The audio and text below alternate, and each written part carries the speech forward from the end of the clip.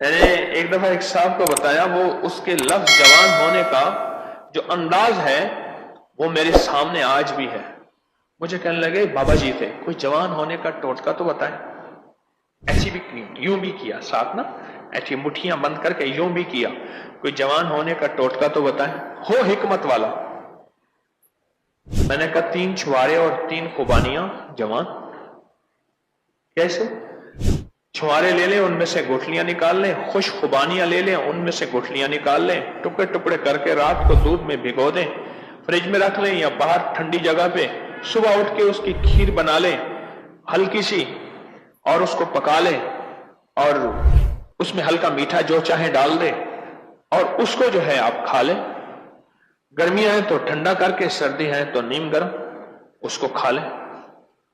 آپ کو جوانی کا میں نے چورن بڑھاپے کی گولی دے دی، جوانی کا چورن بڑھاپے کی گولی۔ تو کچھ عرصے کے بعد مجھے ملے، کہنے لگے بہت خوش ہوں آپ سے، بہت خوش ہوں، میرے بھی دعا سلام، ادھر سے بھی دعا سلام۔ لوگوں کو اپکری یوٹیوب چینل ہر وقت سبسکرائب کرائیں، آپ دوسروں کے لیے صدقہ جاریہ بنیں گے، اللہ پہلے آپ کی مصیبت ٹالے گا۔ تھوڑا سی ایسی جگہ ہٹائی تو وہ دیگ نکلا، تو فرمایا پھر مٹھیاں سونے کی بھر بھر کے دیتے تھے۔ مجھے ایک صاحب کہنے لگے کوئی ایسا عمل بتائیں کہ میں چاہتا ہوں میری 7 نسلوں میں ریس ختم نہ ہو۔ جو کوئی ہے 70 اولیاء نے فرمایا کہ جو بندہ یہ وظیفہ پڑھے گا اللہ کا عرش ہل جاتا، لا علاج بیماریاں ہوں، دکھ ہوں، غم ہوں، قرضے ہوں، مصیبتیں ہوں، ناکامیاں ہوں اور پریشانیاں ہوں، اور ایسے حالات کہ جو انسان کہے کہ بس اب تو موت ہی ہے، اس کے علاوہ کوئی راستہ نہیں، کوئی ایسی پریشانی ہو، اللہ کا نظام ہے کہ اس پہ وہ ملتا ہے جو انسان گمان نہیں کر سکتا، سوچ نہیں سکتا۔ یہ فیصل آباد کے ساتھ مامو کانجن میں ایک درویش ہوتے تھے، صوفی عبداللہ صاحب رحمۃ اللہ علیہ، بڑے اللہ والے تھے، درویش تھے، اللہ سے مانگتے تھے، اللہ دے دیتا تھا۔ تو مجھے ان کے ایک شاگرد نے بتایا، اردو بازار لاہور میں ہوتے تھے، کہنے لگے کہ میں ایک دفعہ گیا تو مجھ سے فرمانے لگے کہ میرے سارے کے سارے طالب علم استاد جمع ہو کے آ گئے کہ ہمارے جو ہے وہ ہمارے راشن نہیں، کھانا پینا کچھ نہیں، تنخواہیں نہیں ملی، سب چیز ختم ہو چکی ہے، تو اب ہمیں اجازت دے دیں، آپ کے پاس تو ہے نہیں۔ اچھا فرمایا مجھے چند دن دے دو، جتنے اور دن صبر کر لیا، چند دن مجھے دے دو۔ تو فرمایا پھر بیٹھ گئے مسلح، اس کو جو وجدانی کیفیت کے ساتھ، دل کی گہرائیوں اندر کے درد کے ساتھ پکارتے تھے، اتنا درد، اتنا غم، اتنا درد، اتنا غم جو پکارتے تھے کہ ایسے محسوس ہوتا تھا کہ زمین ساری کی ساری ہل رہی اور ہر طرف ایک نظام چل رہا ہے۔ اور جب پھر اس صورت کو پورا کرتے تھے، پر بات یہ ہے وہ دعا پڑھتے نہیں تھے، مانگتے تھے۔ ایک ہے دعاؤں کا پڑھنا، ایک ہے دعاؤں کا مانگنا۔ دعا پڑھتے نہیں تھے، مانگتے تھے، اور اللہ مانگنے والے کو دیتا بھی ہے، اللہ مانگنے والے کو عطا بھی کرتا ہے، اور اللہ کی رحمت مانگنے والے کے ساتھ سدا رہتی ہے، ہمیشہ رہتی، کہ ایسے مانگے، ایسا مانگا کہ اللہ پاک کو ترس آیا۔ چند ہی دنوں میں فرمایا اللہ نے دکھایا کہ یہ دیگ ہے سونے کی بھری ہوئی ہے، اور میں نے آپ کے حوالے کر دی، اور تھوڑا سی ایسی جگہ ہٹائی تو وہ دیگ نکل آئی، تو فرمایا پھر مٹھیاں سونے کی بھر بھر کے دیتے تھے، اور کہتے تھے اس کو حسب ضرورت خرچ کرنا، خیال کرنا، کہیں فضول خرچی نہ کرنا، اسراف نہ کرنا، اللہ کے خزانے ہیں اور برکت والے ہیں، کہ اللہ ناراض ہو کے چھین نہ لے، کہ اللہ ناراض ہو کے چھین نہ۔ آپ کہنے لگے کوئی ایسا عمل بتائیں، کوئی ایسا عمل بتائیں کہ میں چاہتا ہوں میری 7 نسلوں میں ریس ختم نہ ہو، جو مہنگائی اور حالات اور پریشانیاں میں دیکھ رہا ہوں۔ میں نے کہا روزانہ 40 منٹ بیٹھ، 40 منٹ صبح دوپہر شام، جو تیری تنہائی کا وقت ہو، کہ یا اللہ دنیا میں ایسی جگہ کوئی کہیں ہوتی، اکیلے بیٹھے رہتے یاد تیری دل نشی ہوتے، اکیلے بیٹھے رہتے یاد تیری دل نشی ہوتے۔ 40 منٹ کوئی ایسا بیٹھ 40 منٹ اس انداز سے مصلی پہ، کہیں بستر میں، کہیں ایسی جگہ جہاں سوئے نہیں، اور بس صرف ایک بار سورۃ فاتحہ پڑھ، اور اس کے بعد ایاک نعبد و ایاک نستعین کو دوہرا، وجدان سے پڑھ، ایسے پڑھ کے رونگٹے کھڑے ہو جائیں، آنسو بہنے لگ جائیں، دل کے اندر کا درد اور دل کا اندر کا غم اور اللہ کے سامنے حاضری، استحضار، یہ کیفیتیں تیری ہوں کہ بس اس کے علاوہ کوئی مجھے یاد نہ رہے، اس درد سے پڑھ 40 منٹ۔ 40 کی عدد کے ساتھ کائنات کے رازوں کا بڑا تعلق ہے۔ 40 کا جو عدد ہوتا ہے، بس 40 کے عدد کے ساتھ پڑھ، اور بہت توجہ سے پڑھ، اور بہت دھیان سے پڑھ، بہت توجہ سے، روز پڑھ۔ مجھ سے کہنے لگا کتنے دن پڑھوں؟ تو میں نے اس سے کہا مجھ سے یہ دن نہ پوچھ، تیرا دل خود بولے گا کہ فیصلے ہو گئے ہیں، بس ختم۔ اگر کوئی بندہ اس کی تاثیر لے لے، پڑھتے پڑھتے تاثیر ملتی ہے، کسی کو جلدی، کسی کو دیر سے، جتنا یقین اور جتنا کامل اعتقاد اور جتنا کامل اعتماد ہوتا ہے، اتنا اس کی طاقت اور تاثیر 100% ملتی ہے۔ انہوں نے بتایا کہ جو بندہ پڑھے گا اس کو گناہوں سے چھٹکارا ملے گا، اور یہ سچ ہے، گناہ کسی بھی قسم کے ہوں۔ ایک اور اس میں فائدہ ہوتا ہے، وہ فائدہ یہ ہوتا ہے اس کو کشف القبور حاصل ہوتا ہے۔ کشف القبور یہ ہوتا ہے کسی بھی بندے کی قبر میں یا کسی صاحب مزار میں یا کسی اللہ والے کی قبر پہ یا کسی بڑے کی قبر مزار پہ بیٹھ کر اگر آنکھیں بند کرے گا، سر جھکائے گا اور چند بار یہی پڑھے گا، تو یا وہ نظر آ جائیں گے یا پھر پوری کی پوری زندگی ان سے گفتگو، ان سے باتیں اور ان سے حالات اور ان سے واقعات اور ان سے لینا اور ان سے پوچھنا اور ان سے فائدہ اور ان سے استفادہ، یہ سب شروع ہو جائے گا۔ اور کتنی بار پڑھنی ہے؟ ایک بار، اور ہر نماز کے بعد۔ اگر آپ میرا اور میری نسلوں کا تصور کر لیں گے، پھر فائدہ تجربہ کر لینا، دیکھ لینا۔ سخت تصور میرا اور میری نسلوں کا، اگلا اس کا فائدہ یہ ہوتا ہے کہ اس کو کشف الصدور ہوتا ہے۔ کشف الصدور یہ ہے اس کے سینے میں کیا بات ہے، اس کے سینے میں میرے لیے کھوٹ ہے یا خیر ہے، اس کے سینے میں میرے لیے محبت ہے یا نفرت ہے، اور اس کے سینے میں میرے لیے کیا فیصلے ہیں۔ یہ سب کچھ اس کو ملتا ہے۔ کس کو؟ جو بندہ صرف نماز کے بعد، اس کا ایک اور فائدہ اور بھی ہے، سورۃ الحاقم التکاثر کا ایک اور بھی فائدہ زبردست ہے۔ جو چاہتا ہے کہ میری دعاؤں میں خشوع ہو، دھیان ہو، میری نماز وہ ہو کہ جس نماز میں میں اللہ سے باتیں کروں، وہ نماز جو اللہ سے باتیں کرنے والی نماز، ایسے میں جیسے اللہ سے باتیں کر رہا ہوں، ایسے میں اللہ کو اپنے دکھ سنا رہا ہوں، ایسے جیسے میں اللہ کو اپنے غم سنا رہا ہوں، ایسے جیسے اللہ کے ساتھ راز و نیاز کر رہا ہوں۔ ایسا ایک سجدہ بھی نصیب ہو جائے تو خوش قسمت انسان ہوگا، ایک سجدہ بھی نصیب ہو جائے زندگی میں۔ اور جو سورۃ الحاقم التکاثر پڑھتا ہے، سورۃ الحاقم التکاثر، اس کی زندگی میں نماز میں خشوع، دھیان، سجدوں میں دھیان، اللہ کے ساتھ تعلق، تعلق تو جانتے ہیں، تعارف کسے کہتے ہیں؟ جس کو کہتے ہیں معرفت۔ یہ اللہ پاک یہ چیزیں شروع کرا دیتے ہیں۔ سورۃ التکاثر کے فائدے عجب ہیں، کہیں گے تو میں اس کو ہی بتانا شروع کر دوں گا، اس کے بہت فائدے ہیں۔ میں نے تو ابھی بہت سے مضامین آپ کو اور دینے ہیں، بہت سی باتیں اور دینی ہیں۔ سورۃ الحاقم التکاثر،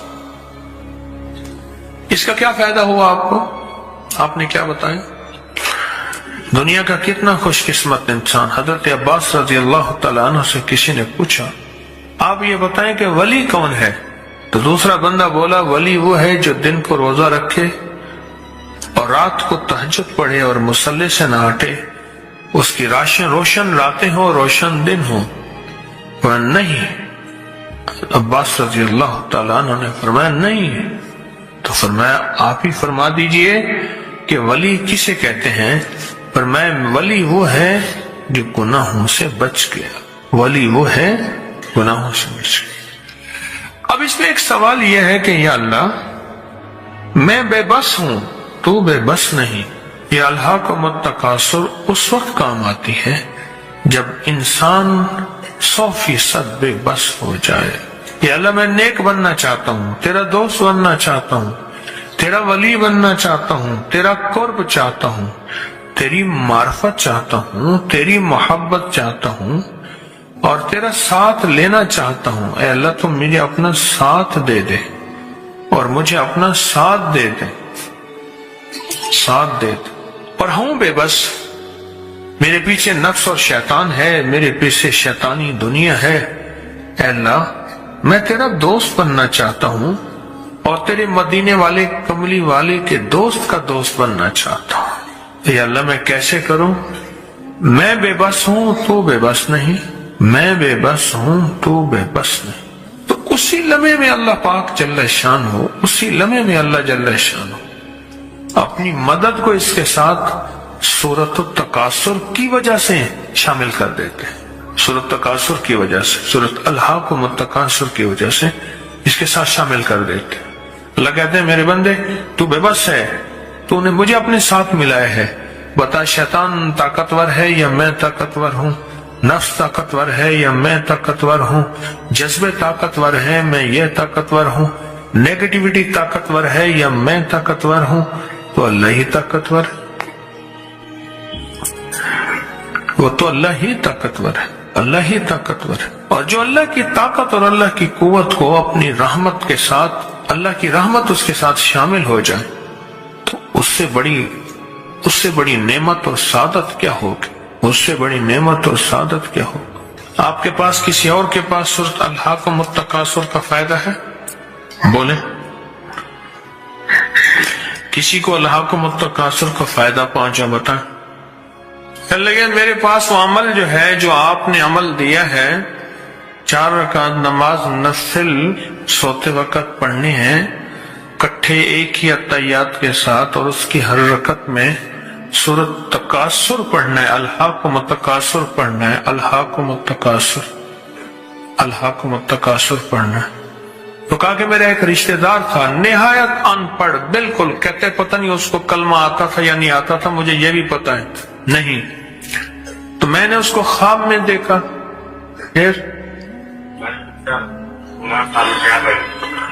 کہتے میں نے پوچھا سنا خالو کیا بڑھیا، خالو تھا، سنا خالو کیا بڑھیا.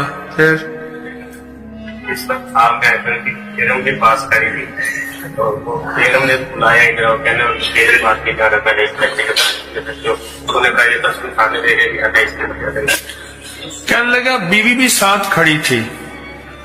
تو کہا مجھے، کہنے لگا میں نے تیرے ساتھ نہیں جانا، اس کے پاس جانا ہے. یہ ایک دفعہ مجھے تسبیح خانے لے کر گیا تھا، وہ اسی کی وجہ سے بچ گیا، اسی کی وجہ سے بچ گیا.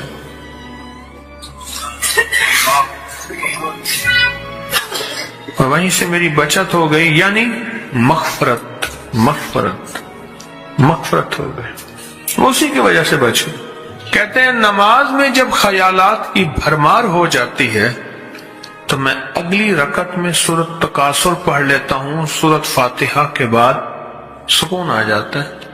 اللہ کے ولیوں نے اپنی کتابوں میں ایک بات لکھی ہے، ہم نے جب بھی اس دعا کو پڑھا اللہ پاک جل شانہ نے اسے فوری عطا فرمایا. اللہ نے آج تک اس دعا کے مانگے کا رد نہیں فرمایا.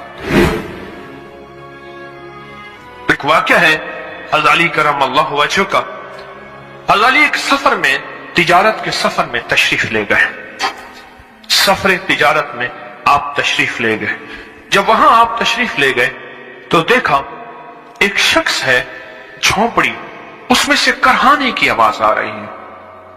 آپ اندر تشریف لے گئے تو صاحب خانہ نے اندر سے آواز دی جو بھی صاحب آ رہے ہیں اجازت سے آئیں. سمجھ گئے اندر مستورات ہیں. वो साहब बाहर तशरीफ ले आए तो पूछा क्या हुआ, करहाने की आवाज क्या है। कहा मेरी बेटी है, जंगल में लकड़ियां लेने गई, इसके ऊपर एक दरख्त गिर गया काटते काटते और उसकी वजह से इसकी कमर टूट गई है। अब ये बिस्तर पे पड़ी है, अब ये बेचारी तकलीफों और दुखों में है। आपने फरमाया कोई मसला नहीं, मैं एक अमल करता हूं, तू ऐसा कर, सिर्फ उसका कपड़ा ले आ। आपने उसके कपड़े को सामने रखा, उसको कहा इसको पकड़ और उसकी तरफ यूं उंगली की और ये दुआ जो अब हम पढ़ने लगे हैं, बस ये दुआ पढ़ी और सिर्फ चंद बार ही पढ़ती, अंदर आवाजें खामोश हो गई, चुप हो गई। आपने फरमाया पूछो जाके। आप वो बंदा अंदर गया तो वापस आया, कहा बेटी को नींद आ गई है, आज कई हफ्ते हो गए हैं सो नहीं सकी, दर्द से करहा रही थी, इसको नींद आ गई है। आप फरमाने लगे मैं सफर में जा रहा हूं, जब वापस आऊंगा ना फिर पूछूंगा, अगर कोई तकलीफ हुई तो फिर दम करूंगा, फिर दुआ करूंगा और इंशाल्लाह ठीक हो जाएगी। आप चले गए, आगे तशरीफ ले गए तो आपके हम सफर थे, उनकी सवारियां थी, उनमें से एक घोड़ा था, जिस घोड़े को ठोकर लगी, चोट लगी, उसके अगले पांव की हड्डी घुटना बाहर निकल गया, वो एक तरफ होके बैठ गया, उसका घोड़ा चल नहीं सकता था। उसने आके हज़ाली करमल्लाह दरखास्त की कि आका इसके लिए कुछ फरमा दे। फरमाया मैं इसके लिए दुआ करता हूं, ये ठीक हो जाएगा।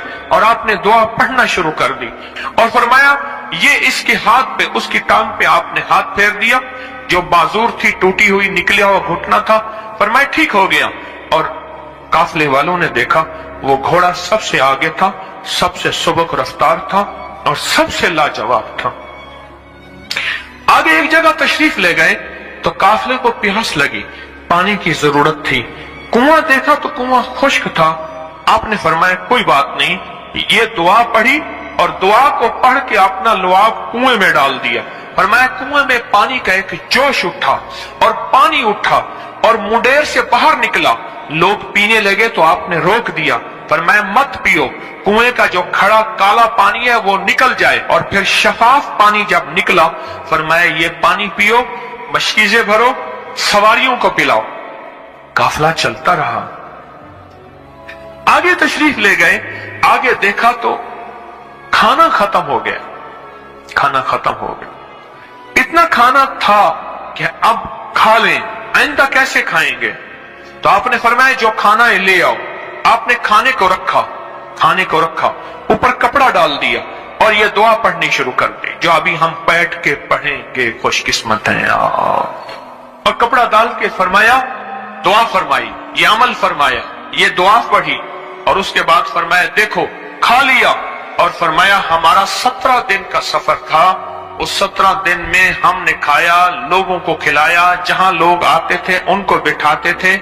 दस्तरखान हमारा था चंद अफराद का, फिर सैकड़ों लोगों ने खाया। 17 दिन के सफर में थोड़ी सी कमी भी ना हुई। जब घर लौटे तो वही का वही हमारा खजाना, खाना, वही सारा तोशा मौजूद था। आगे तशरीफ ले गए तो एक तिजारत में एक देखा तो एक बंदा है ठीकरियों पे ठीकरियां मार रहा है। आप उसकी तरफ तशरीफ ले गए, आपने उसको जाके देखा, लगता है कि तू पुराना जुआरी है। उसने कहा जुआ खेलता था, सब कुछ हार बैठा हूं, हर चीज जिंदगी खत्म हो गई है। आपने फरमाया अच्छा ऐसा कर तौबा की नियत कर ले, अल्लाह से तौबा कर ले और फिर मैं तेरे लिए दुआ भी करता हूं, अमल भी करता हूं। तो ऐसा कर, पत्थर पे पत्थर मार, तेरा हर पत्थर सोने का बनता जाएगा। आप बैठ गए, उसने वैसे ही पत्थर पे पत्थर मारा और जैसे बेचारा बेबसी की हालत में पहले मार रहा था, आपने दुआ करनी शुरू कर दी, ये दुआ पढ़नी शुरू कर दी। और दुआ पढ़ते पढ़ते देखा तो लोगों ने पत्थरों की शक्लें बदलना शुरू हो गई और जो पत्थर भी उसके हाथ में आया था वो सारे पत्थर सोने के बन गए। आपने सारा सोना उसको दिया, चल पड़े। सफर में आगे जाते जाते देखा कि एक शख्स है, उसके साथ एक बच्चा है, एक बूढ़ी औरत है, एक बूढ़ा गधा है और वो सारे पैदल चल रहे हैं, गधे को सवारी को साथ लिए हुए। तो आपने पूछा क्या हुआ? उन्होंने कहा एक सांप है जो इस गधे के पे मुसल्लत है, उस सामने बैठा है, वो नीचे नहीं उतर रहा। हमने मारने की कोशिश की है, उसकी फुंकार से असा जल जाता है, और जला हुआ असा दिखाया, डंडा जला हुआ दिखाया कि फुंकार से डंडा जल जाता है। वो मुसल्लत है गधे पे, हम पैदल चल रहे हैं, मंजिल पे है, सांप मुसल्लत है, इसका कोई हल नहीं। आपने फरमाया इस गधे को इस झाड़ी से, इस दरख्त से बांध दो, और बांध के आप किबला रुख हुए और ये दुआ पढ़नी शुरू कर दी। और फरमाया फिर दूसरे रुख हुए और ये दुआ पढ़नी शुरू कर दी, और तीसरे रुख हुए और दुआ पढ़ने के बाद आपने उस सांप पे फूंक मारा। सांप चींटी बन के छलांग लगाई और गायब हो गया। तो उन्होंने पूछा आका ये क्या था? फरमाया ये तुम्हारे ऊपर एक दुश्मन जिन मुसल्लत था जो के तुम्हारी जानों और इज्जतों का लुटेरा था। आखिरकार आपके गुलाम ने आपसे पूछा आका अगर आप ये दुआ हमें सिखा दें, चश्मे फैज से गरेक इशारा हो जाए, चश्मे फैज से गरेक इशारा हो जाए, लुत्फ हो आपका और काम हमारा हो जाए। आए बिस्मिल्लाह करके इस दुआ को पहले सुनते हैं। या वहाब हबली मिन नेमत दुनिया वल आखिरह इन्नका अंतल वहाब। अल्लाह के वलियों ने अपनी किताबों में एक बात लिखी है, हमने जब भी इस दुआ को पढ़ा अल्लाह पाक जल्ल शानहू ने उससे फौरी अता फरमाया, वरना उसकी निस्बत अता फरमाई, और वरना चंद लम्हों में अता फरमाया, वरना चंद दिनों में। अल्लाह ने आज तक इस दुआ के मांगे का रद्द